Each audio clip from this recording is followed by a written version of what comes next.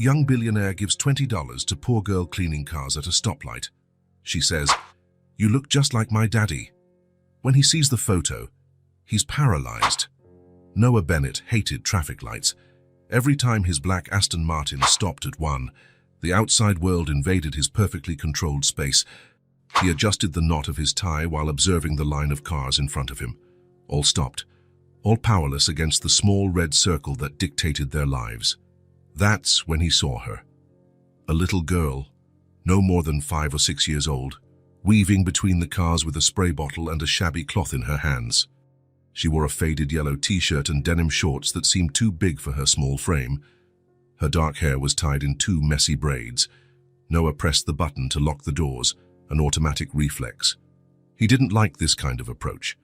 In fact, he didn't like any kind of approach. His eyes fixed on the digital clock on the dashboard, 9:42. The meeting with the investors would start in 18 minutes. He had plenty of time. But he hated not arriving at least half an hour early. The girl was now 2 cars away. Noah noticed that, unlike most children who roamed the intersections, she actually cleaned the windshields. Her movements were methodical and careful, as if this makeshift job deserved all her dedication. The car ahead moved, and Noah realized the light had turned green. He honked lightly, but the driver in front of him seemed distracted by their phone. By the time they finally moved, the light had already turned red again. Noah let out an exasperated sigh. The girl saw him and smiled, a genuine smile, without the weight of pleading that usually accompanied these encounters. Noah looked away, pretending to check his messages on his phone. Noah watched the girl as she cleaned the windshield of the car in front of him. Her movements were methodical and careful, as if this makeshift job deserved all her dedication. When she finished, the driver handed her a few coins, which she carefully put in her pocket. Upon noticing the Aston Martin, the girl's eyes lit up. She approached with her spray bottle and cloth. "Can I clean your window, mister?" Her voice came muffled through the closed window. Noah kept looking at his phone, pretending not to hear. But something about that child caught his attention. Maybe it was the determination in her eyes or the way she worked so carefully. Noah lowered the window a few inches and, before she could start cleaning, he reached for his wallet. He took out a $20 bill and held it out to her. "You don't have to clean it. Here, this is for you." The girl's eyes widened when she saw the bill. $20? Wow, thank you. She took the money carefully, as if it was something precious. "That's very kind, sir." "You're welcome," Noah replied, checking his watch again, 9:46. The girl carefully tucked the bill into her pocket and then looked at Noah more closely. Her eyes suddenly widened. "Wait," she exclaimed. "You look just like my daddy." Noah forced a polite smile. He was used to people thinking they recognized him, confusing him with celebrities, or trying to establish some kind of connection to prolong the contact. "That's nice. Thank you, but I really need to—" "Look here." The girl pulled a crumpled photograph from her pocket, one of those printed on cheap photo paper. "This is my daddy. You look the same." Out of politeness, Noah glanced at the photo. His heart stopped. He was completely paralyzed. The image showed a man sitting on a worn-out couch with the little girl on his lap. The man was smiling at the camera, and his smile was Noah's smile. Not a vague resemblance or a coincidence. It was his face, his eyes, his dark hair with the same receding hairline, even the small scar above his right eyebrow. Noah couldn't move. He couldn't speak. His mind tried to process what his eyes were seeing, but it was as if his entire body had frozen in front of that impossible image. "Where did you get this?" The question finally came out, almost a whisper. "It's my daddy," she repeated proudly. "His name is Caleb." Noah kept staring at the photo, stunned. It was like looking in a mirror, except he would never wear that faded t-shirt or sit on that worn-out couch. The man in the photo was clearly thinner, with more pronounced expression lines, but the resemblance was terrifying. "What's your name?" he asked, his voice coming out strangely hoarse. "Ellie. Elizabeth. But everyone calls me Ellie." Noah looked from the photo to the girl. The light turned green and horns started honking behind him. "I have to go now," he said, handing the photo back to Ellie, who carefully put it back in her pocket. "Bye, mister," Thanks for the money! Ellie waved as Noah sped off. He accelerated, leaving the girl behind, but taking with him the image he had just captured, and a disturbing feeling he couldn't name. On the way to the office, Noah tried to focus on the imminent meeting, on the charts he needed to present, on the questions he needed to answer, but his mind kept returning to that photo, to that face identical to his. The image of the man was etched in his memory, the same features, the same smile, even the same scar. How was it possible? Who was this man named Caleb? He parked in his reserved spot in the garage of the imposing Bennett Enterprises building. His empire. Dozens of floors of glass and steel that he had built practically on his own. As he rode the private elevator up to the boardroom, Noah felt as if something fundamental had changed, as if the foundation of his existence had cracked. Could it be a distant relative? A cousin he had never heard of? Or was it something more, something that would explain why he always felt like a piece out of place, even in his own life? The elevator reached the executive floor, and Noah took a deep breath. He adjusted his tie, straightened his shoulders, and put on his professional mask, that of the confident, unshakable billionaire. But the image of that man, of that other me sitting on a worn-out couch, remained engraved in his mind. And Noah knew, with a certainty that frightened him, that his orderly and predictable life had just been completely turned upside down. The meeting with the investors was a blur. Noah spoke, smiled, answered questions, and closed deals like an automaton. His body was present, but his mind was wandering far away. No one noticed anything different, perhaps because his mask of the ruthless CEO was so perfect that no one dared to question it. When he finally returned to his office, he locked the door and sank into his leather chair. The image of that man, Caleb, wouldn't leave his head. It wasn't just a casual resemblance. It was like seeing himself in another context, another life. "This is impossible," he muttered to himself, swiveling his chair to face the panoramic window.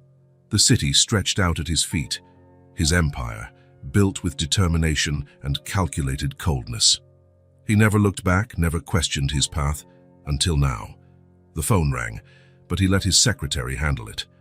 He needed to think. He needed to understand what was happening. A memory surfaced, as if it had been waiting for this moment to emerge. Noah was 7 years old and in his parents' room. His father was traveling, and his mother had gone out to dinner with friends. The nanny was watching television downstairs. With the typical curiosity of a child, he rummaged through the drawers of his mother's dresser. At the back of one of them, he found an old jewelry box. Inside, among necklaces and earrings, was a small, yellowed piece of paper, folded several times. When he opened it, he saw just one sentence written by hand: "Take good care of him." At the time, he didn't understand. He thought it was some romantic note from his father. When his mother caught him meddling with the box, she quickly put the paper away and said they were just old mementos. Noah forgot the incident until now. Take good care of him. The words echoed in his mind. Noah picked up the phone and called his secretary. "Janet, cancel my appointments for the rest of the day." "But sir, the meeting with the board..." "Cancel everything. A family emergency has come up." Family emergency. Those words had never left his mouth before. Family was something that existed in the background of his life. His parents lived their own lives in their mansion in the suburbs, and he rarely visited them more than twice a year, on carefully planned holidays. The drive to his parents' house seemed endless. The driver tried to make small talk a few times, but soon realized Noah was lost in thought and respected his silence. The Bennett mansion was exactly as Noah remembered it, imposing, with perfectly manicured gardens and a circular driveway where luxury cars could park. Growing up there meant being surrounded by privilege, but also by expectations. Richard and Elizabeth Bennett were known in their social circle for having raised an exemplary son who exceeded all expectations in school, university, and business. A perfect son, a perfect heir. But what if he wasn't really theirs? Mr. Bennett, what a surprise!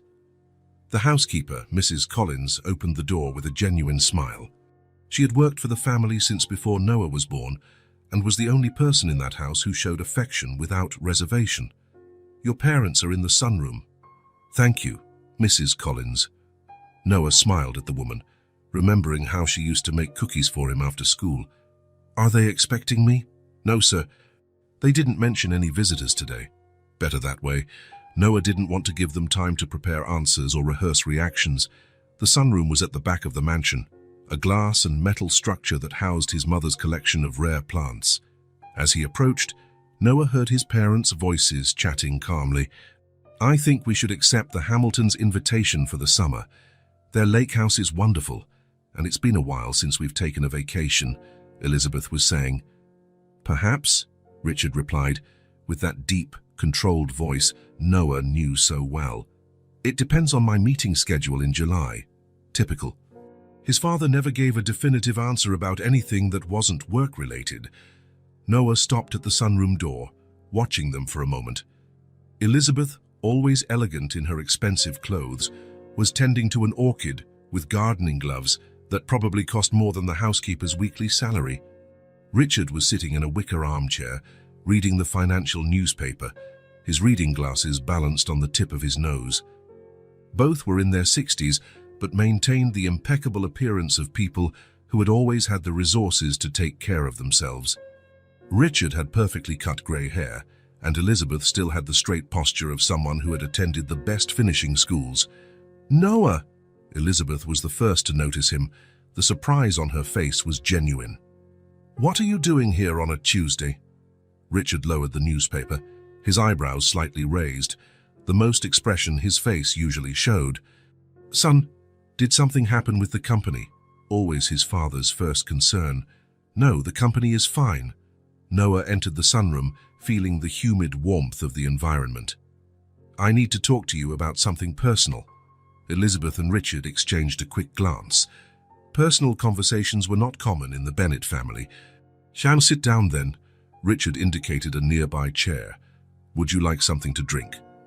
No, thank you. Noah remained standing. Suddenly, he felt like a child again, about to be reprimanded for some mischief. Something strange happened today. I met someone who looks exactly like me. The silence that followed was telling. Elizabeth placed the plant mister down with excessive care.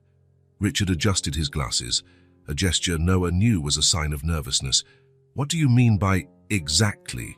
Richard asked, trying to keep his tone casual. I mean, I saw a photo of a man who could be my twin brother. Same eyes, same nose, same chin. Noah paused, watching them closely. Even the same scar above the eyebrow. Elizabeth's hand went to her pearl necklace, another revealing sign. Noah knew his parents' little gestures well. They were people who lived by controlling their reactions, but they had nervous tics that escaped in moments of tension. It must be a coincidence, she said, with forced lightness. They say everyone has 7 doppelgangers in the world, don't they? It's not a coincidence, Noah replied firmly, and you know it. Richard stood up, setting the newspaper aside with exaggerated care. Noah, what are you implying? I'm not implying anything. I'm asking directly. Am I adopted? Time seemed to freeze in the sunroom. The only sound was the dripping of the automatic irrigation system and the ticking of the old wall clock. Richard and Elizabeth looked at each other again. After all these years together, they could communicate without words. It was Elizabeth who finally spoke, her voice softer than Noah had ever heard. Noah, dear, please, sit down. This time, he obeyed. His legs suddenly felt too weak to support him. Elizabeth sat next to her husband, both now facing their son. Richard ran a hand through his grey hair, another rare nervous gesture. Yes, Noah. You were adopted, Richard said finally.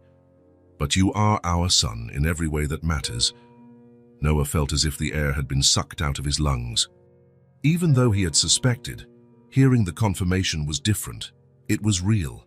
Why did you never tell me? The words came out more accusatory than he intended. We wanted to protect you, Elizabeth replied, her eyes now teary, something Noah had rarely seen in his entire life. It was a decision we made a long time ago. Protect me from what? From the truth about who I am. Richard leaned forward. Noah, You have always known who you are. You are our son. The fact that we don't share the same blood has never diminished that. How did it happen? Noah needed to know. Who are my biological parents? Elizabeth took Richard's hand as if seeking strength. It was almost 30 years ago, she began. We had been trying to have children for a long time, without success. We went through various treatments, consulted specialists. Nothing worked. Richard continued.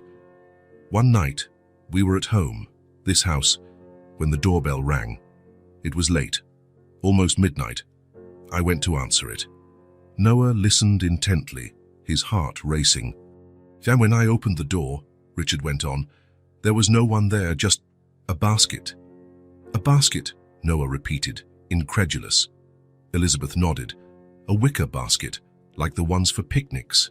And inside it was you, Richard finished. A baby of about 3 months, sleeping peacefully. Noah tried to process this information. It sounded like something out of an old movie or book, not his own life. There was a note, Elizabeth continued, her voice almost a whisper, a small, folded piece of paper. What did it say? Take good care of him. Elizabeth wiped away a tear.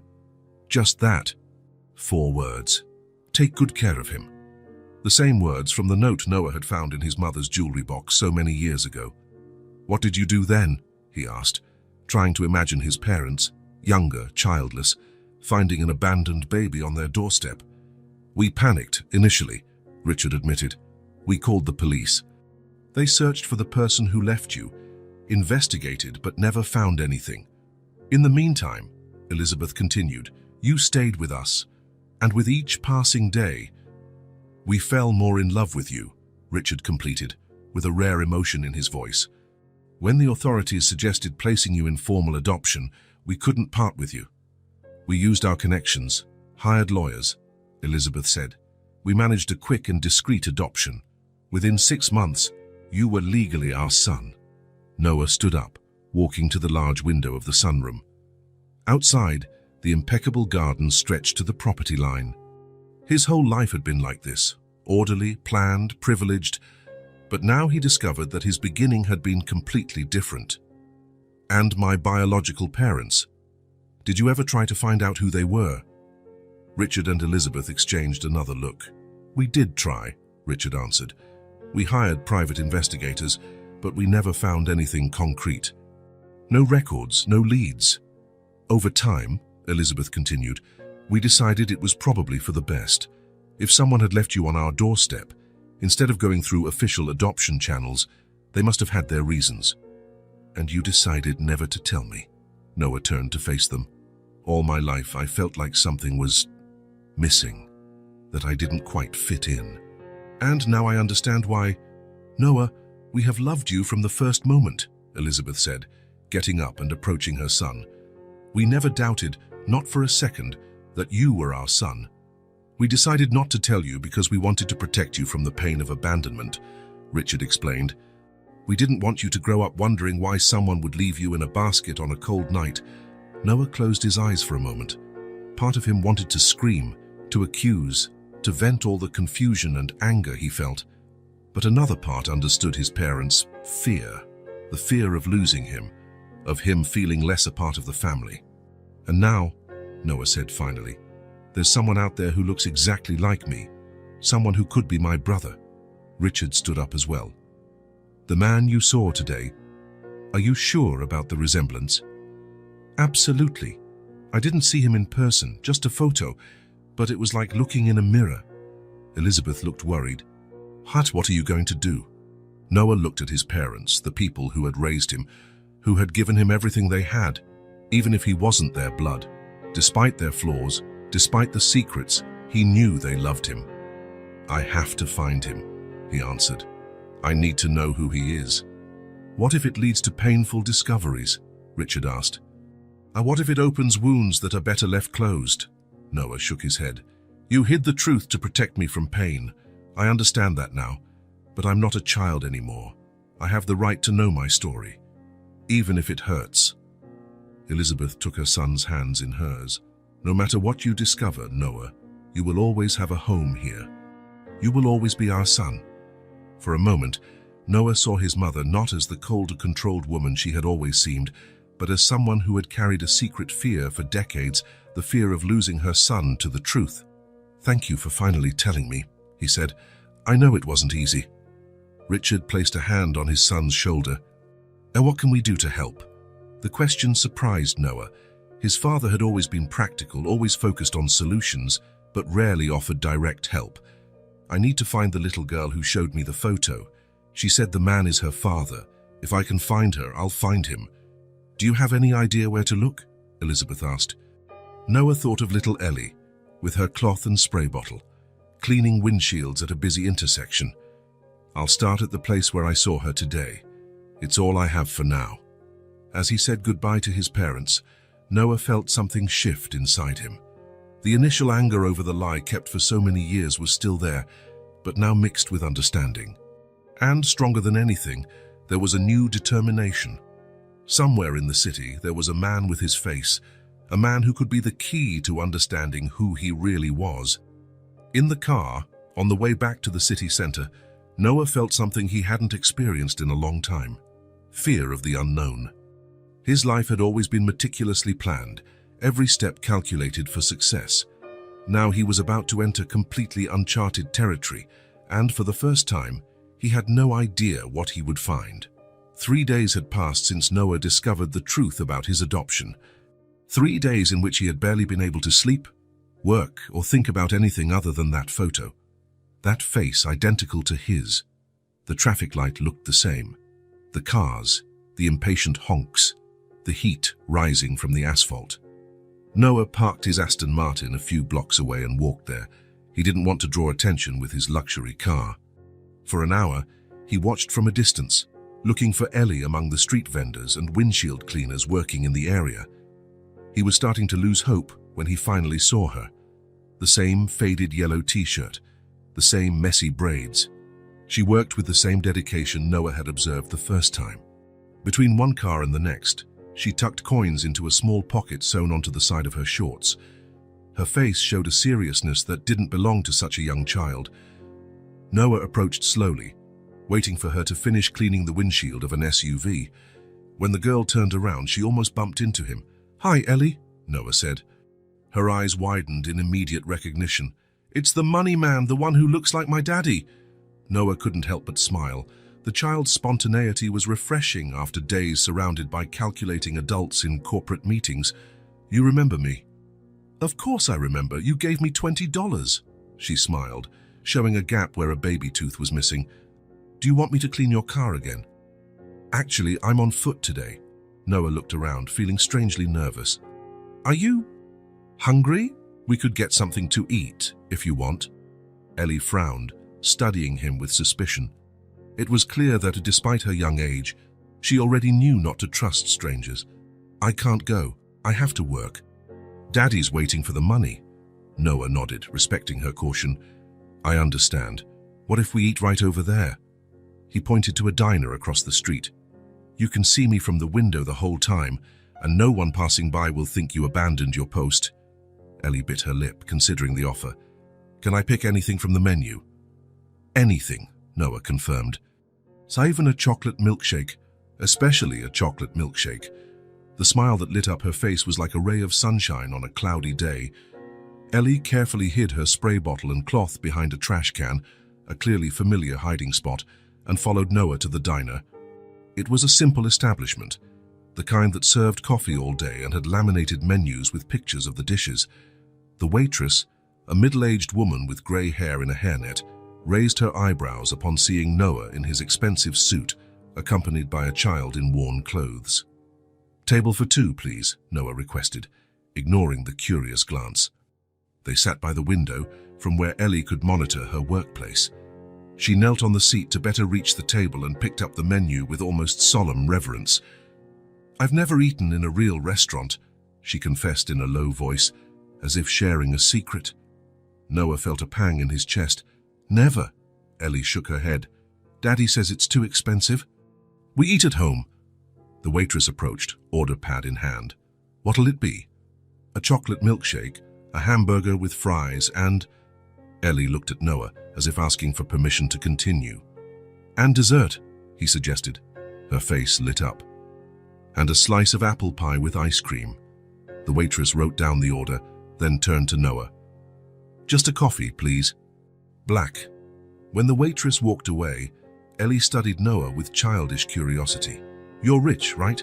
Your watch is really shiny. Noah instinctively touched his Rolex. I own a company. I sell things to other companies. What kind of things? Software. Computer programs. Ellie nodded as if she understood perfectly, although it was obvious she had no idea what he was talking about. My daddy used to sell things too. He worked at a big electronics store, Noah suggested. That's it. He used to fix the computers when they broke. But then the store closed, and now he does odd jobs. Noah tried to imagine Caleb, the man from the photo who was his mirror image, fixing computers in an electronics store. Was he as good with technology as Noah? Was it another coincidence or something genetic? And you help your dad by cleaning windshields? Ellie nodded with pride. I started when I turned 5. Now I'm almost 6 and I'm a professional. A professional, huh? And you don't go to school? The question made Ellie look down, suddenly shy. Daddy says I'll start next year. He's saving money for books and a uniform. She sighed. The public school is far from home. You have to take a bus. Daddy says it's expensive. The waitress returned with the milkshake, and Ellie immediately put the straw in the drink, sipping enthusiastically. Noah watched as a chocolate mustache formed above her upper lip. And your mum? He asked, trying to sound casual. Ellie's smile vanished. Mommy's in heaven. Daddy says she became a star when I was born. Noah felt a lump in his throat. I'm sorry, Ellie, she shrugged. With that resilience only children possess. It's okay. Daddy says she watches over me from up there, and he takes care of me down here. The hamburger arrived, and Ellie attacked it with a voracious appetite. Noah noticed she ate like someone who doesn't know when their next decent meal will be. Fast, focused, saving a French fry in her pocket for later. You don't have to save it for later, Noah said gently. You can eat it all now. Ellie seemed embarrassed. It's just that sometimes we don't have much at home. Daddy always says we have to make the food last until the end of the month. Noah felt a tightness in his chest. You have a hard time. Ellie took a big bite of her hamburger before answering. Sometimes, when Daddy can't find work, we eat pasta for several days in a row. But it's okay, I like pasta. She paused. Last month was hard because the shower broke and Daddy had to pay a man to fix it. Then there was no money left for the grocery store. Between bites, she continued talking about her life. We live in a small apartment, but it has a big window where the sun comes in the morning. I make my toys near it. What kind of toys? I make dolls out of plastic bottles. I cut them, draw a face, make clothes out of paper, and action figures too. I made one just like Daddy. She smiled, proud. I also make houses out of shoeboxes and cars out of bottle caps. Noah tried to imagine this child creating her own world of fun from recycled trash, while he had grown up with the most expensive toys money could buy. You're very creative, Emily. What's a creative? It means you have good ideas, that you can make interesting things with what you have. She smiled, clearly pleased with the compliment, even without fully understanding its meaning. Daddy says I'm smart too. He teaches me letters and numbers at home. I can already count to 100 and write my whole name. Elisabeth. Elizabeth, Noah repeated. It's a beautiful name. It was my grandma's name. Daddy said she's in heaven too. The dessert arrived, and Ellie attacked the apple pie with the same enthusiasm. Between spoonfuls, she continued, Did you know that last month we almost had to move? The landlord came and yelled at Daddy because we were late with the rent. She lowered her voice, as if telling a secret. Daddy cried after the man left. He thought I was sleeping, but I saw him. Noah felt a lump in his throat. And what happened? Daddy got a 3-day job loading boxes at a store. He hurt his back, but he managed to pay the rent. She took a generous spoonful of ice cream. That's why I clean windows. Every little bit helps, Daddy says. Noah found himself observing every detail, the way she wrinkled her nose when she laughed, how she swung her legs that didn't reach the floor, how her eyes shone when she talked about her father, even when describing difficult situations. There was something familiar about her, beyond the obvious resemblance to the man in the photo. Something in her gestures, in her expression, or maybe it was just his imagination, desperate to find connections.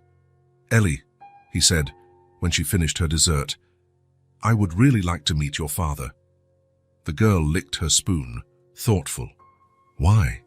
How could he explain to a 5-year-old that he suspected her father might be his brother?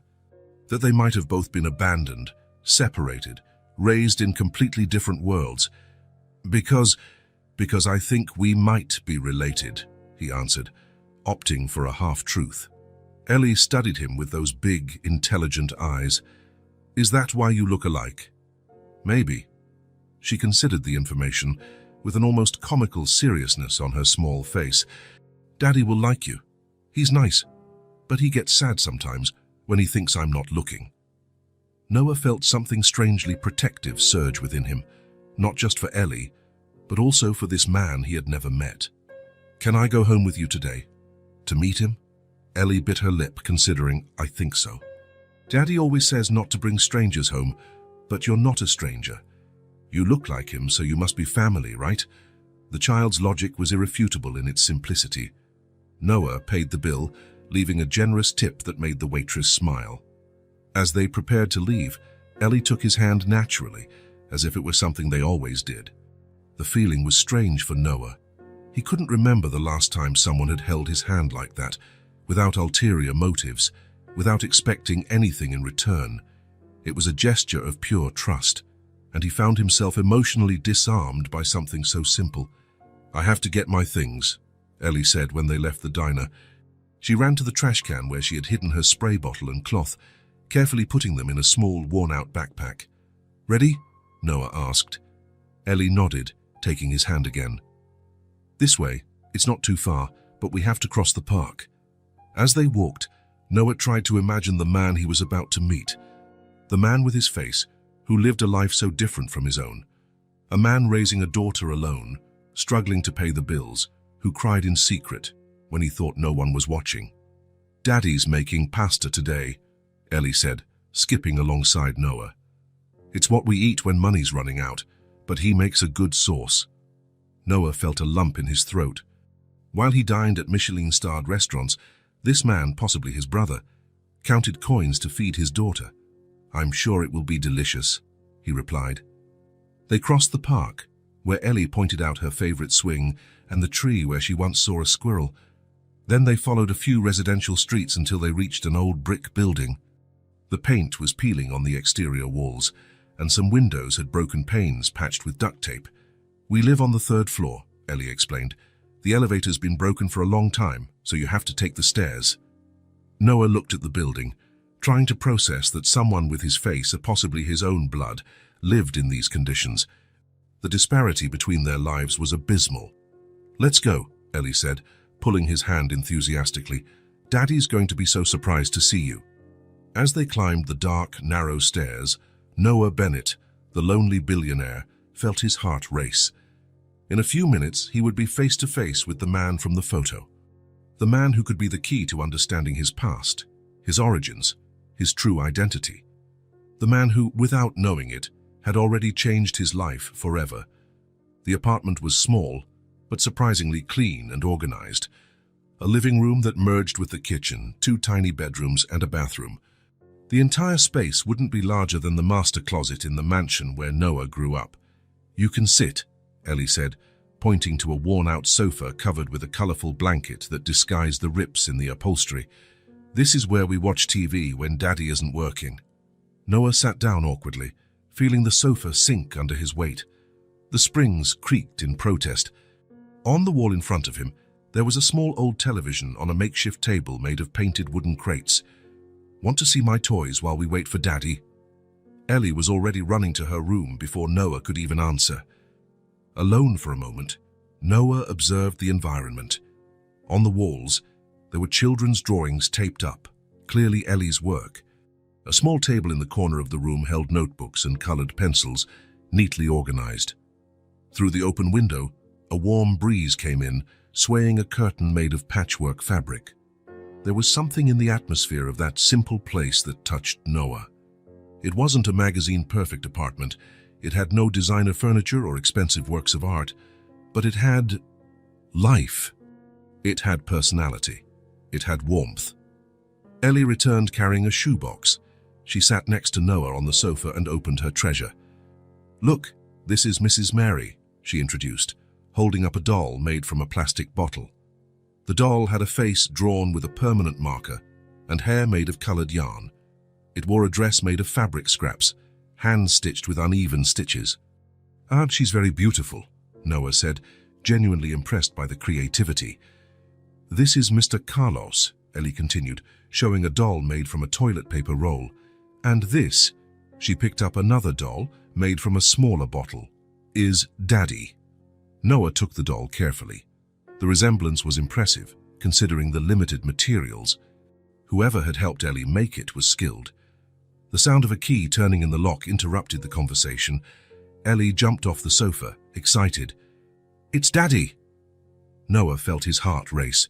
He stood up, instinctively adjusting his expensive tie, as if he were about to enter a business meeting and not meet someone who could be his brother. The door opened, and Caleb walked in. He wore faded jeans and a simple grey t-shirt. He carried a grocery bag in one hand and a toolbox in the other. His face showed the fatigue of a long day. "Daddy!" Ellie ran to hug him. "Guess what? I found a man who looks just like you." Caleb smiled at his daughter, putting the bag and the box on the floor so he could pick her up. It was only then that he looked up and saw Noah. Time seemed to freeze. Caleb stood completely still holding Ellie in his arms. His expression shifted from fatherly affection to absolute shock in a matter of seconds. His eyes, the same as Noah's, widened, and his mouth fell slightly open. Noah was also paralyzed. The photo Ellie had shown him hadn't prepared him for this. It was like looking in a mirror, but a mirror that showed an alternate version of himself. A Noah who had lived another life, faced other struggles, made different choices, or perhaps had different choices made for him. The silence was absolute. Even Ellie, normally chatty, seemed to understand the gravity of the moment and remained quiet, looking from one to the other with fascination. Who are you?" Caleb finally managed to say, his voice almost a whisper. Noah took a step forward, trying to find words that could explain the inexplicable. "My name is Noah Bennett. I met Ellie a few days ago when she was cleaning windshields at the stoplight on 5th Avenue. She showed me a picture of you and—" He paused, searching for the right words. "Well, you can see why I'm here." Caleb gently put Ellie down, as if operating on autopilot. His eyes never left Noah's face. "Ellie, sweetheart," he said, his voice strangely calm. "Can you go to your room for a little bit? I need to talk to Mr. Bennett." "But Daddy, I want to—" "Please, Ellie." It was a request that brooked no argument, though it was made kindly. Ellie looked at Noah, then at her father, clearly disgruntled, but she obeyed. "Okay. But I want to know everything later." She picked up her toy box and shuffled to her room, closing the door behind her.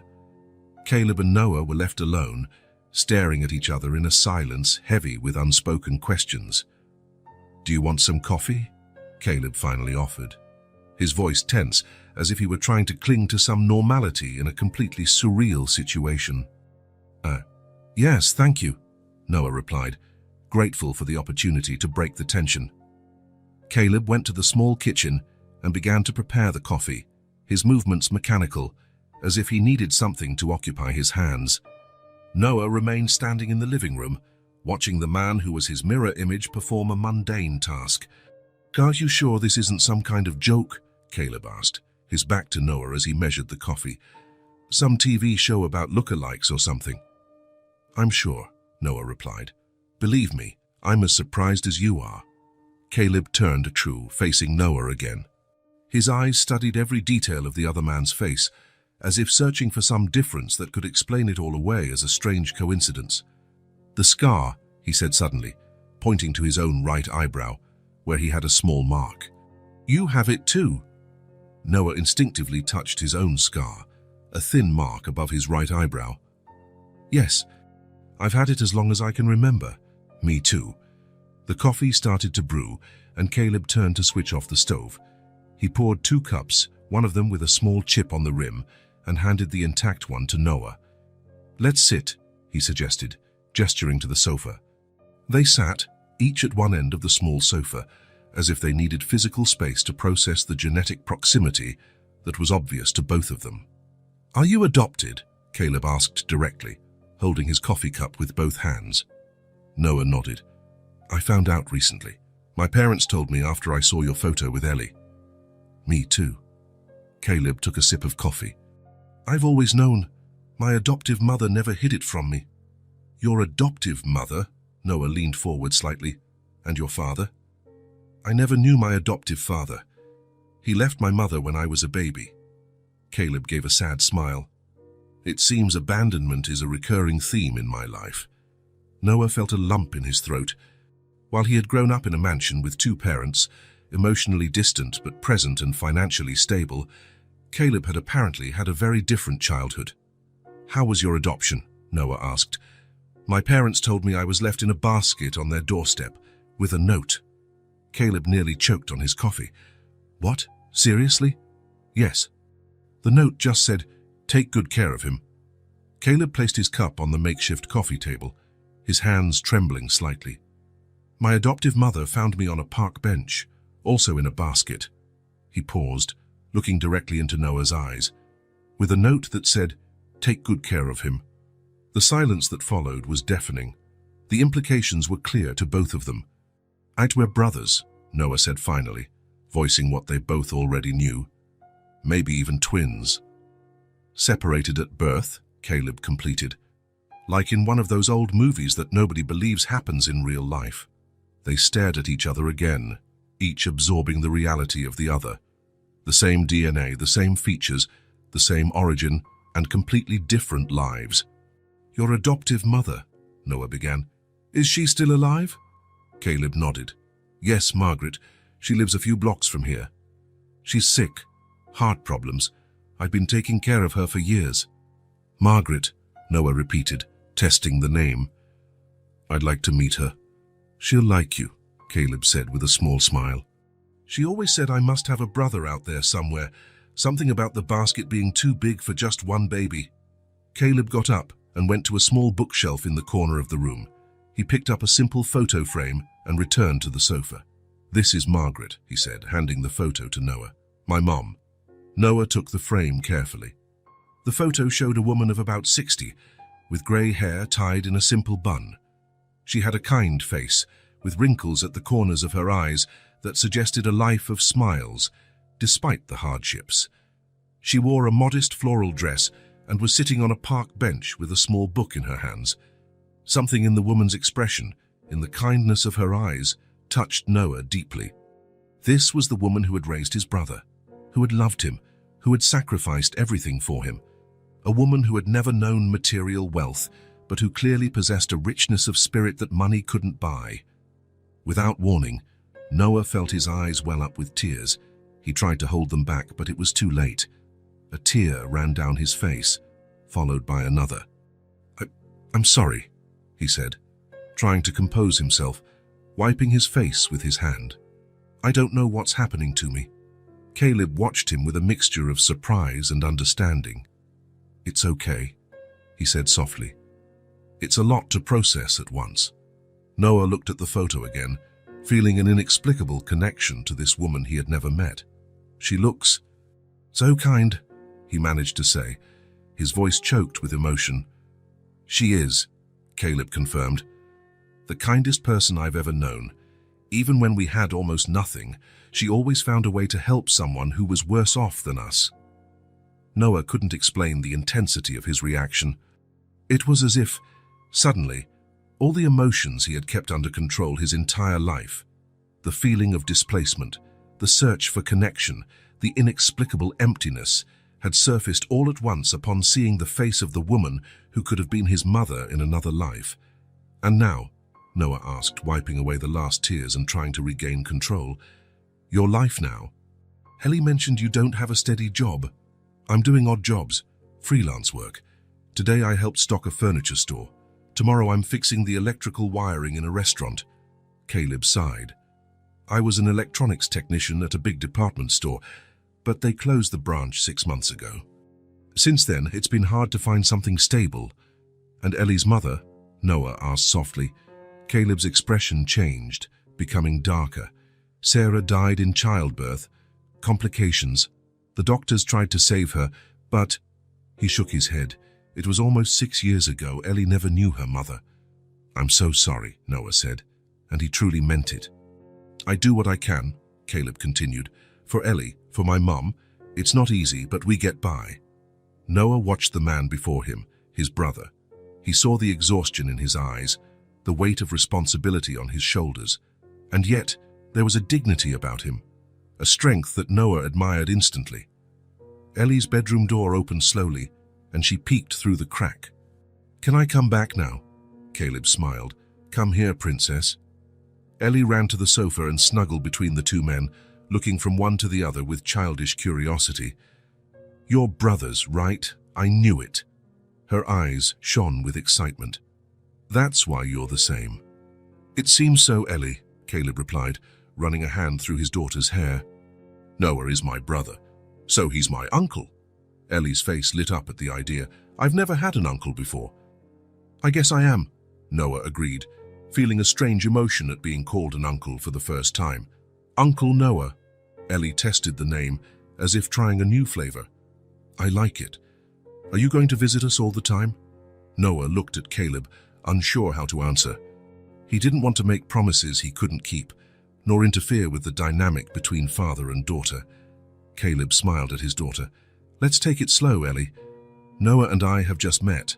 We still have a lot to talk about. But he'll come back, right? The worry on her face was palpable. I'll be back, Noah assured her. I promise. Satisfied with the answer, Ellie turned her attention back to her toys, picking up the doll that represented her father. Now I need to make an Uncle Noah too, she declared, examining the doll critically. I'm going to need another bottle of the same size. While Ellie played, seemingly oblivious to the magnitude of what had just happened, Noah and Caleb continued their conversation in low voices. What do we do now? Caleb asked. I mean, finding out I have a twin brother after almost 30 years is surreal, Noah completed. Exactly. Noah watched Ellie playing on the floor between them, serene and happy with her new family discovery. To her, it was simple. 2 identical men must be brothers, and one of them was now her uncle. No complications, no existential questions about why they were separated or who abandoned them. I think we should start from the beginning, Noah suggested. To get to know each other's stories. Maybe visit your mother, Margaret. See if she has more information that my parents don't. Caleb nodded. She'll be thrilled to meet you. She always said I had a guardian angel somewhere. A guardian angel? Noah raised an eyebrow. She's a bit mystical at times, Caleb explained with an affectionate smile. She says she always felt that I wasn't alone in the world, that there was someone connected to me. Noah felt a chill. How many times had he himself had that inexplicable feeling that something or someone was missing from his life? Ellie looked up from her toys, glancing from one man to the other with a wisdom that seemed beyond her years. You're just the same, she said, but different too. How so, Ellie? Caleb asked. Uncle Noah looks more, she searched for the word, serious. And you, Daddy, you look more tired. She smiled, showing the gap from her missing tooth. But your eyes are the same. Noah and Caleb exchanged a look, recognizing the truth in the child's simple observations. They were physically identical, but their different lives had shaped them in distinct ways. One carried the weight of wealth and hard-won success, the other the weight of the daily struggle for survival. And yet, in that silent moment of recognition, something fundamental changed for both of them. A missing piece of the puzzle of their lives had finally found its place. As the sun set outside, coloring the small apartment in golden hues, 2 identical men sitting on a worn-out sofa discovered that after nearly 30 years of living as strangers, they were no longer alone in the world. And Ellie, the little creature who had inadvertently brought them together, watched it all with bright eyes, as if she knew, somehow, that this was just the beginning of something extraordinary. The following weeks brought a new routine for Noah. 3 times a week, after work, he would park his Aston Martin a few blocks from Caleb's building and walk the rest of the way. At first, He did this to avoid drawing attention in the modest neighborhood. Later, he realized he appreciated those few minutes of anonymous walking, observing the daily lives of ordinary people, something he rarely experienced in his world of skyscrapers and boardrooms. The first time he showed up with grocery bags, Caleb was visibly uncomfortable. "We don't need charity," he said, as Noah arranged fresh fruit, vegetables, and meat in the small refrigerator. "It's not charity," Noah replied simply. "It's what families do." The word family sounded strange coming from Noah.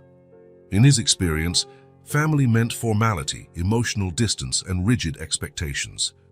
But here, in this small apartment, he was beginning to experience a new meaning for the word. After the groceries came other gifts. New notebooks for Ellie, colored pencils, children's books.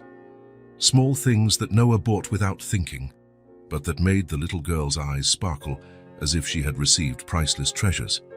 On a rainy Tuesday, Noah arrived at the apartment drenched. Ellie ran to greet him as she always did, throwing herself into his arms without caring about his wet suit.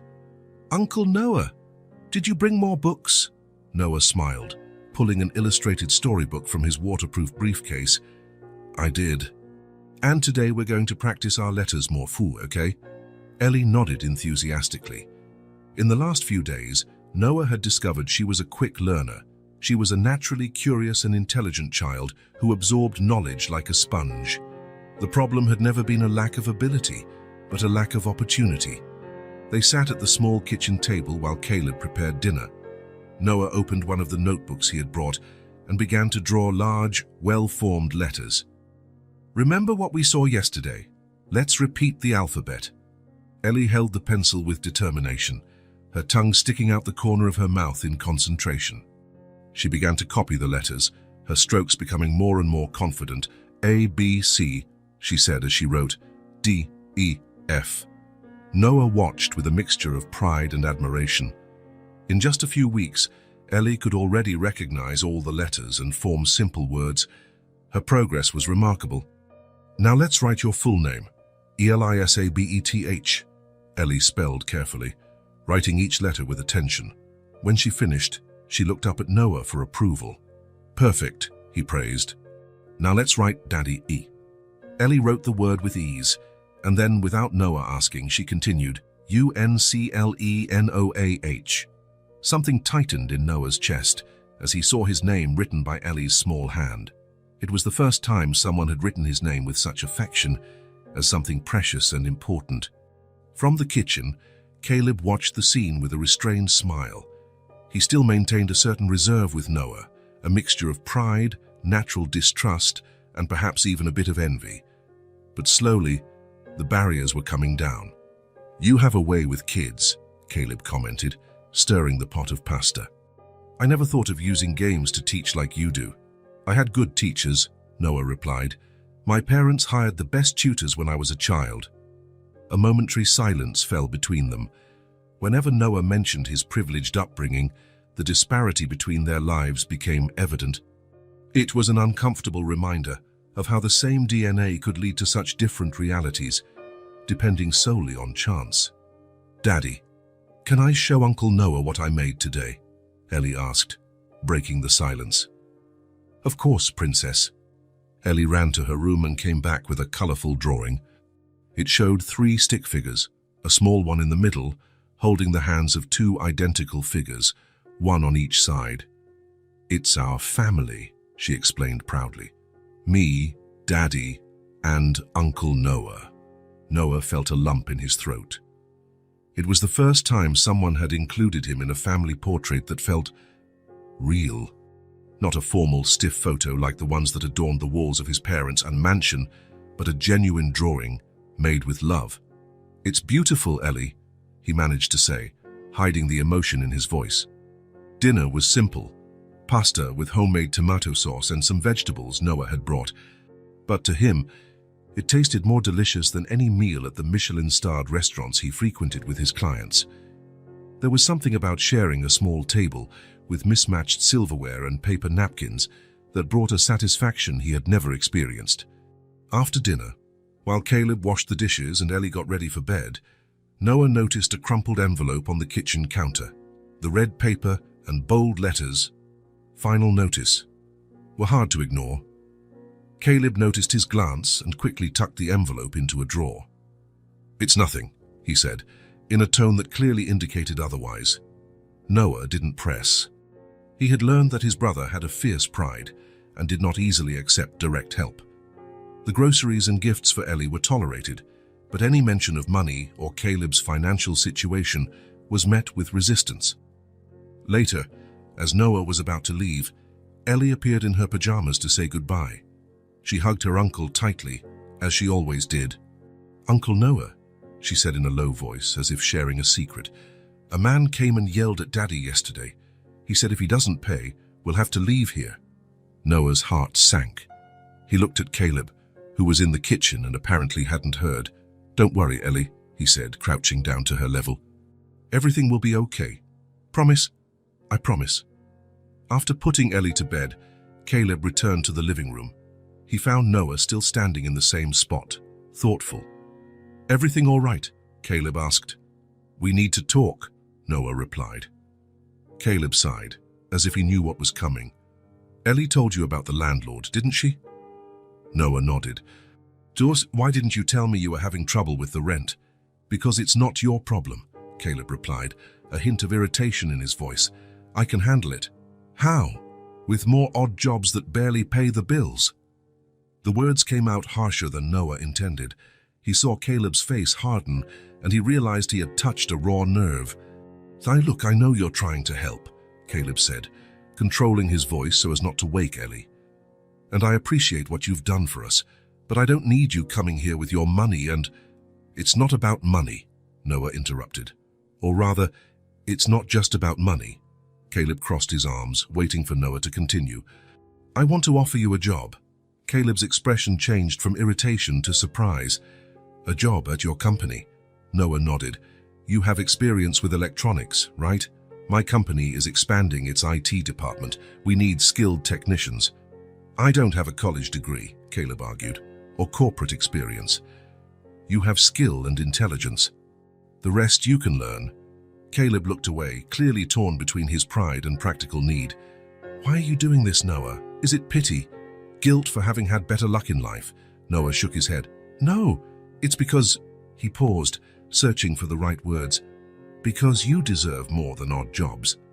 And I need you as much as you need me." Caleb stared at him, surprised by the honesty in Noah's voice.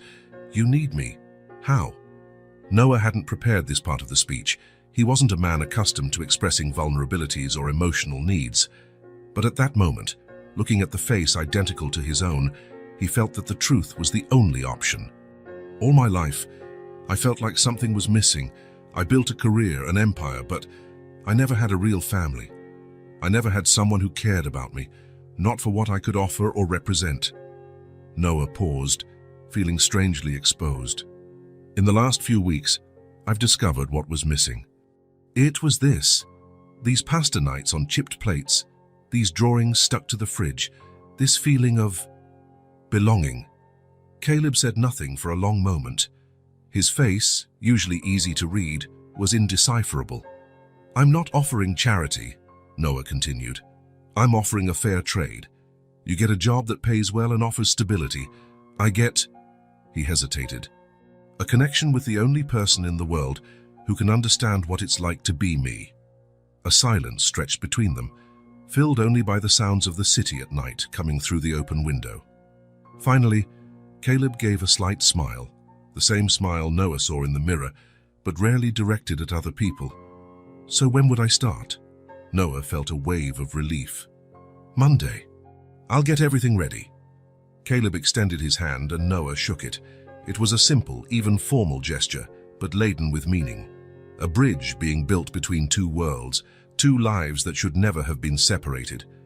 As he walked down the stairs of the building that night, Noah Bennett, the lonely billionaire who had built a tech empire, realized he had just made the most important investment of his life. Not in stocks or real estate, but in people, in family. And for the first time in a long time, he felt he was on the right path. Margaret's small apartment was on the ground floor of an old building, just a few blocks from Caleb's place. It was a modest place, but impeccably clean and organized. Potted plants of all sizes occupied the windowsill, bringing life to the simple environment. Noah felt his heart race as he waited at the door. Caleb had insisted he go alone, saying this moment belonged just to the two of them. Even so, Noah wished his brother were there. Caleb would know how to act, what to say. Noah, on the other hand, felt completely lost.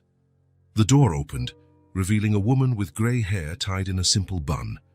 She wore a modest floral dress and a wool cardigan, despite the moderate warmth of the day. Her eyes, though marked by time and a life of hardship, still possessed a surprising vivacity. Noah recognized her immediately from the photo Caleb had shown him. It was Margaret, the woman who had raised his brother, who had loved and protected him while he himself was growing up in a mansion on the other side of the city. "Mrs. Reynolds?" Noah asked, his voice strangely tense. "I'm Noah Bennett. Caleb must have mentioned I was coming." Margaret's face lit up with a warm smile. "Noah, of course. Come in, dear. Caleb has told me so much about you." She stepped aside to let him in, watching him with a gaze that seemed to penetrate beyond the surface. Noah noticed her eyes were misty. "I'm sorry," she said, wiping a tear with the sleeve of her cardigan. "It's just, the resemblance is incredible. Is like looking at Caleb in expensive clothes." Noah smiled, trying to hide his own nervousness. "Everyone says that." Margaret led him to a small living room, a sofa with handmade cushions, a coffee table with a vase of wildflowers, and simple shelves filled with well-worn books and small mementos. "Please, sit." "I've made tea." Noah obeyed, sitting awkwardly on the sofa while Margaret went to the kitchen. Through the open doorway, he could see her preparing a tray, her hands slightly trembling.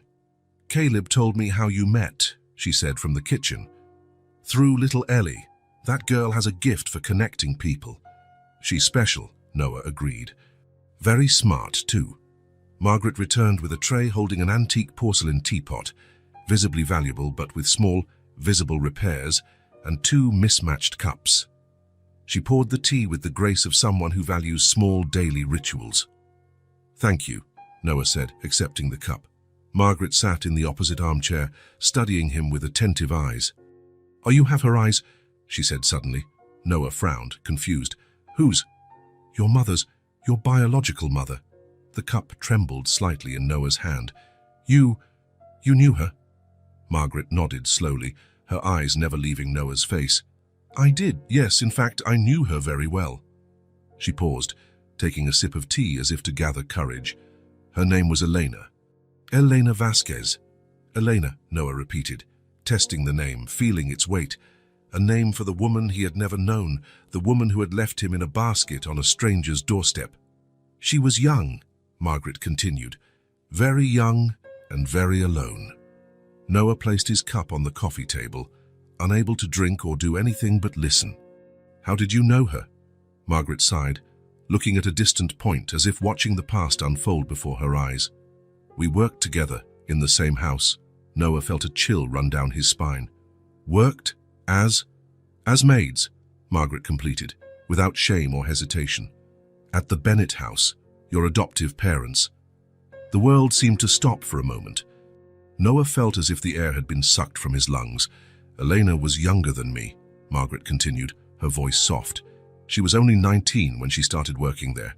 I had already been at the house for nearly a decade." "She worked for my parents," Noah repeated, still trying to process the information. "And she got pregnant." Margaret nodded. "Died by the gardener, a young man named Miguel.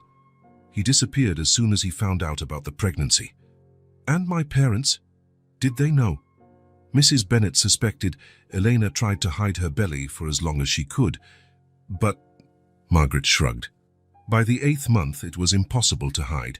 She was let go, of course. With a good reference and some money, but still let go. Noah tried to imagine the scene, his biological mother, young and pregnant, being sent away from the house where her son would grow up years later, never knowing his origin. What happened next? "She came to live with me.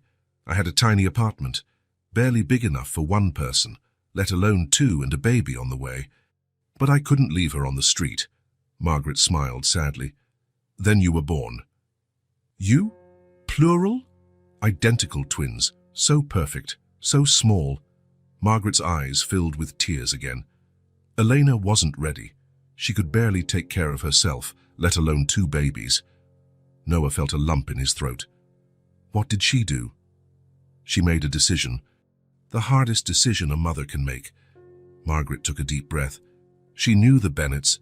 She knew they were good people, that they could give one of you what she could never offer. So, one night, she left you on their doorstep with a note. "Take good care of him," Noah murmured. Margaret nodded. She cried for days after that. But she knew she had done the right thing for you. And Caleb, why didn't she leave both? She couldn't. She couldn't part with both her children at once. Margaret's voice broke. And I promised I would help her with the other baby. Noah stared at Margaret, a suspicion growing in his mind. Where is Elena now? The silence that followed was deafening. Margaret lowered her head, her hands now visibly trembling. She passed away, Noah, 6 months after you were born, an infection that wasn't treated properly. Back then, we didn't have money for good doctors. And Caleb? He stayed with me, Margaret answered simply. Elena made me promise to take care of him, to love him as if he were my own. And that's what I did. Noah felt a tear run down his face. He couldn't remember the last time he had cried before finding Caleb, and now it seemed he couldn't stop. Why did you never tell him the truth? About Elena? At first, he was too little to understand. Later, I was afraid he would feel abandoned, rejected. So I just told him he was adopted, that his biological mother couldn't keep him. Margaret wiped away a tear. It wasn't a lie, just a half-truth. Noah nodded, understanding. The same reason his adoptive parents had never told him about his adoption. Suddenly, Margaret stood up, went to a small chest of drawers and opened the top drawer. She returned with a simple wooden box, worn with time. This belonged to Elena. I thought you might like to have it. Noah accepted the box with trembling hands. Inside, there was a small silver religious medal, a faded photo of a young woman with dark hair and large eyes, his eyes, he realized with a shock, and a piece of embroidered fabric, probably part of a dress. It's all I have of her, Margaret said softly. Noah looked at the woman before him, not his biological mother, but the woman who had raised his brother with love, who had preserved these few memories for almost 30 years. Why are you telling me all this now? Margaret's eyes met his, and there was a deep sadness in them. Because I'm sick, Noah. Sicker than Caleb knows, and I don't want to take these secrets with me. Noah's heart tightened. How long? The doctors aren't sure. Months, maybe. The heart is too weak. Without thinking, Noah took Margaret's hands in his. They were small hands, marked by a lifetime of hard work but surprisingly warm. And my mother was a maid in your parents' house, Margaret continued, tears now streaming freely down her face. I knew they were good. That's why I left you there. It was the only right thing I could do. Noah realized with a shock that Margaret was speaking as if she were Elena, as if, after all these years of caring for Caleb in her place, the identities of the two women had merged in her mind. You did much more than that, Noah said softly. You raised Caleb. You gave him love, values, strength. You made him the wonderful man he is today. That's much more than just one right thing. Margaret smiled through her tears, squeezing Noah's hands. You're exactly as I imagined you would be. At that moment, Noah made a decision that would change his life forever. I'm going to take care of you, he said, with a certainty that surprised himself. The best doctors, treatments, whatever is necessary. Oh no, dear, I can't accept. It's not an offer, Noah interrupted gently. It's a promise. You took care of my brother when I couldn't. Now it's my turn to take care of you. Margaret looked at him for a long time, as if seeing beyond the expensive suit and the facade of the successful businessman to the essence of the boy Elena had left in a basket so many years ago. You have her heart too, she said simply. And as the afternoon sun streamed through the window, illuminating the plants Margaret cared for so lovingly, Noah Bennett felt another piece of his life's puzzle fall into place, not completing the picture, but certainly making it clearer. The school uniform seemed too big for Ellie's small body. The navy blue skirt fell below her knees, and the sleeves of the white shirt had to be rolled up several times. Still, standing at the apartment door that Monday morning, she looked like the happiest child in the world. "How do I look?" she asked, twirling to show off the complete uniform. "Like a real student," Caleb replied, adjusting the bow tie that was part of the uniform. Noah, watching the scene leaning against the doorframe, felt a lump in his throat. In the past few weeks, since he had decided to take care of Margaret, so much had changed. Caleb now worked in the IT department at Bennett Enterprises, where he quickly distinguished himself with his natural tech skills. Margaret had been moved to one of the best hospitals in the city, where she was receiving treatment for her heart condition. And Ellie, little Ellie who used to clean windshields at a traffic light, was about to start her first day at Westfield Preparatory School, one of the best private institutions in the city. "Ready for the big day?" Noah asked, approaching. Ellie nodded, though her eyes revealed a mix of excitement and nervousness. "What if the other kids don't like me?" "Impossible not to like you," Noah assured her. "Just be yourself. Remember what we talked about. You don't have to tell anyone about before." Before. A simple word that carried so much meaning. Before the meeting at the traffic light. Before they discovered they were a family. Before Ellie had a billionaire uncle who insisted on enrolling her in the same school he had attended as a child. "I remember," she replied, "and if anyone asks, I'll say I lived in another state." "Exactly." Noah crouched down to her level. "And most importantly, have fun. School can be an amazing place." Caleb checked his watch. "Time to go. We don't want to be late on the first day."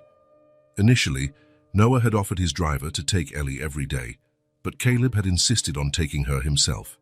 "I want to be a present father," he had said. "I don't want her to grow up like we did, feeling like something is missing." The drive to school was in Caleb's new car, a gift from Noah that he had reluctantly accepted, only after Noah argued it was a matter of safety for Ellie. It was modest compared to the vehicles Noah owned, but still a significant upgrade from the public transport Caleb used to use. When they arrived at the school, Ellie squeezed Caleb's hand tightly. The imposing red brick building, with its wrought iron gates and impeccable gardens, looked like something from another world compared to the environment where she had grown up. "Everything will be fine," Caleb assured her, kissing the top of her head. "I'll be here at pickup time, I promise." Ellie hugged her father and then, to Noah's surprise, turned to hug him too. "Thank you, Uncle Noah," she whispered. "I'm going to learn everything I can." Noah felt something warm expand in his chest, a feeling that had become familiar in recent weeks, but still surprised him with its intensity. It was a kind of joy that no corporate acquisition or financial success had ever given him. "I know you will," he replied, adjusting the new backpack on her shoulders. "We're proud of you." They watched her walk to the gate, where a smiling teacher was waiting to welcome the new students. Ellie looked back once, waved, and then disappeared inside the school. She'll be fine," Noah said, noticing the concern on Caleb's face. "I know," Caleb sighed. "It's just, everything is changing so fast. Sometimes I wonder if she misses the simple life we had." "Kids are adaptable," Noah replied, "and some changes are for the better." Caleb nodded, and the two identical men walked side by side to the car. Anyone seeing them pass might think they were just two well-dressed executives on their way to work. They would never imagine the extraordinary journey that had brought them together. The day at the office was long for both of them. Noah tried to focus on meetings and reports, but his mind kept drifting back to Ellie and her first day of school. Caleb, on the other side of the building, was just as distracted, checking the clock every few minutes. When it was finally time to pick her up, they met in the company parking lot. Caleb drove, while Noah tried to hide his own anxiety. "Do you think she liked it?" Caleb asked, stopping at a traffic light. "We're about to find out," Noah replied. The traffic light, not the same one where they had met, but similar, made them both think about how it all began, how a chance encounter had changed their lives forever. Ellie was waiting for them at the school gate, chatting animatedly with a girl with pigtails. When she saw them, she said goodbye to her new friend and ran towards them, her face lit up with a smile that could melt the coldest heart. "Daddy! Uncle Noah!" She practically jumped into Caleb's arms. "School is amazing. It has a huge library and a science lab and a playground with real swings." Noah and Caleb exchanged looks of relief. Her excitement was contagious. "And did you make friends?" Caleb asked. "Yes, that's Zoe." Ellie pointed to the girl with pigtails. "She sits next to me. And there's Jamie and Sophie and Tyler." For the entire ride back, Ellie talked non-stop about her day. The kind teacher, the colorful classroom, the activities they did. Her enthusiasm was so genuine, so pure, that Noah felt a wave of gratitude for being able to provide this experience for her. "And the best part," Ellie said when they were almost home, "was when the teacher taught us to write our names in a special way." "A special way?" Noah asked. "With joined-up letters. It's called cursive," Caleb suggested. "That's it, cursive." Ellie opened her backpack and took out a notebook. "Look, I learned to write my name." On the page, with still uncertain but clearly recognizable strokes, was written Elizabeth in cursive letters, each one carefully formed. "It's beautiful, Princess," Caleb praised. "The teacher said I have nice handwriting," Ellie continued, pride evident in her voice. "She said I could be a writer one day if I want." "You can be whatever you want," Noah said. "A doctor, a scientist, a businesswoman. Can I be like you and Daddy?" The question took Noah by surprise. "What do you mean?" "You work with computers, right? You help people communicate." The teacher explained that technology brings people closer, like it brought you two together. Noah and Caleb exchanged a look. Ellie's perception, even at 6 years old, was impressive. "Yes," Noah replied finally. "I think that's exactly what we do." In the following weeks, Ellie flourished at school. Her reading and writing skills, already stimulated by Noah's teaching, developed rapidly. She absorbed knowledge like a sponge, bringing home enthusiastic stories about each new discovery. And as Ellie blossomed academically, something equally transformative was happening to Noah. The man who had once lived only for work, isolated in his luxury penthouse, now found himself eager to leave the office and spend time with his newfound family. Simple dinners in Caleb's small apartment became the highlight of his week. Helping Ellie with her homework, listening to Margaret's stories about Elena, playing video games with Caleb, common activities that filled a void Noah didn't even know existed. It was during one of these dinners, as he watched Ellie excitedly explain a science project to Margaret, that Noah made another decision that would change their lives. "See, I've been thinking," he said after Ellie had gone to bed, "about buying a house." Caleb raised his eyebrows. "Another one? I thought you already had a penthouse and a country house." "Not for me," Noah explained. "For us, for all of us." Margaret, who was knitting quietly in her armchair, stopped and looked at Noah. "What?" Caleb asked, clearly caught off guard. "Think about it," Noah continued. "This apartment is too small for you and Ellie. Margaret's is even smaller. My penthouse is big, but it wasn't made for a family." "Noah," Caleb interrupted, "I know you're trying to help, but we can't accept a house. You've already done so much for us." "I'm not offering charity," Noah insisted. "I'm proposing a practical solution, a place where we can all live together." "Together," Margaret repeated, her voice soft. "Yes." Noah looked at the woman, whose health had improved significantly with proper treatment. "You need care, Margaret. Caleb needs space for him and Ellie, and I—" He paused, searching for the right words. "I need you." Caleb studied his brother for a long moment. In the months since they had met, he had learned to read beyond Noah's successful businessman facade. He now saw the vulnerability in his eyes, the sincerity in his request. "You've already found this place, haven't you?" Caleb asked, knowing his brother well. Noah smiled. "Maybe."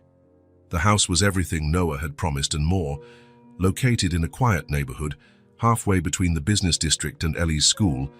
It was a spacious 2-story building with a large backyard. It had 5 bedrooms, a library, a cozy living room, and a kitchen that made Margaret's eyes light up. "It's too big," Caleb protested when Noah took them to see it. "It's perfect," Ellie contradicted, already running through the garden, exploring every corner. The move happened gradually.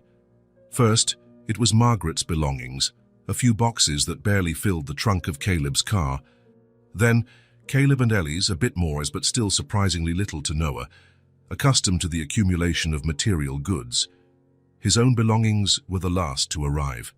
Noah realized, as he decided what to bring from his penthouse, that much of what he owned had no real meaning to him. Expensive furniture bought by decorators, works of art acquired as investments, gadgets he had used once and forgotten. In the end, he brought only what really mattered: his books, some photographs, the watch he had received from his father when he graduated from college. The house quickly transformed. Margaret brought her plants, which now occupied several sunny corners. Caleb installed smart sound and lighting systems, blending his tech expertise with the new environment. Ellie contributed her colorful drawings, which now adorned the refrigerator and several walls. And Noah brought himself, not the CEO of Bennett Enterprises, not the lonely billionaire, but simply Noah, the man who had finally found his place in the world. Together, they created new rituals. Saturday morning breakfast, when Caleb made pancakes in the shape of animals. Friday night movies, with Ellie choosing what they would watch. Board games on Sunday afternoons, when Margaret invariably beat everyone at Scrabble. The living room, with its comfortable armchairs and large sofas, became the heart of the house. There, among colorful cushions and a fireplace they lit even on not-so-cold nights, the family gathered to share their day, plan the future, or simply be together. New photographs began to fill the shelves. Ellie on her first day of school, Caleb and Noah side by side at a barbecue in the garden, Margaret teaching Ellie how to make cookies.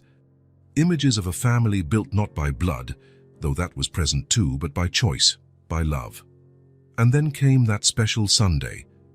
Margaret had insisted on preparing a traditional lunch with recipes she had kept for years, waiting for a special occasion to share them. The dining room table, normally used only for formal occasions, was set with the best dinnerware they could find, an eclectic mix of pieces from different sets, just like the family gathered around it. The midday sun streamed through the large windows, illuminating Margaret's face as she watched her two sons side by side. Noah and Caleb, identical in appearance but so different in their life experiences, were chatting animatedly about a new project at the company. Ellie, sitting between them, looked from one to the other as if watching a particularly fascinating tennis match. Margaret served the last dish and finally sat down, a serene smile on her face. The table was filled with simple dishes, but prepared with love: roast chicken, golden potatoes, fresh vegetables from the garden she had started to cultivate. "Before we begin," she said, "I'd like to propose a toast." Noah poured wine for the adults and grape juice for Ellie, who was especially proud to have her own grown-up glass. "To family," Margaret said, raising her glass. "Our family, to family," they all repeated, clinking their glasses. Ellie, with the naturalness of children, reached out her hands, one to Noah and one to Caleb. They held them, and for a moment the three of them formed a perfect circle. "Now we're a real family, right?" Ellie asked, her eyes shining with the certainty of someone who already knows the answer. Noah looked at Ellie's smiling face, at the hands identical to his own holding the girl's small hand, at Margaret watching them with misty eyes. And he realized he no longer saw just physical resemblances, genetic coincidences, or the chance that had brought them together. He saw bonds, the invisible and powerful bonds that united them. He saw belonging, the feeling of finally being where he was meant to be. He saw love, real, imperfect, sometimes clumsy, but absolutely true. "Yes, Ellie," he replied, smiling. "Now we are a real family." And at that moment, in the golden light of an ordinary Sunday that had somehow become extraordinary, Noah Bennett finally found what he had been unknowingly searching for his entire life. Not success, not wealth, not power. A home, a real home. If this story touched your heart, subscribe to the channel and turn on notifications so you don't miss the next ones. Leave a like because it helps this story get recommended to more people. See you in the next story.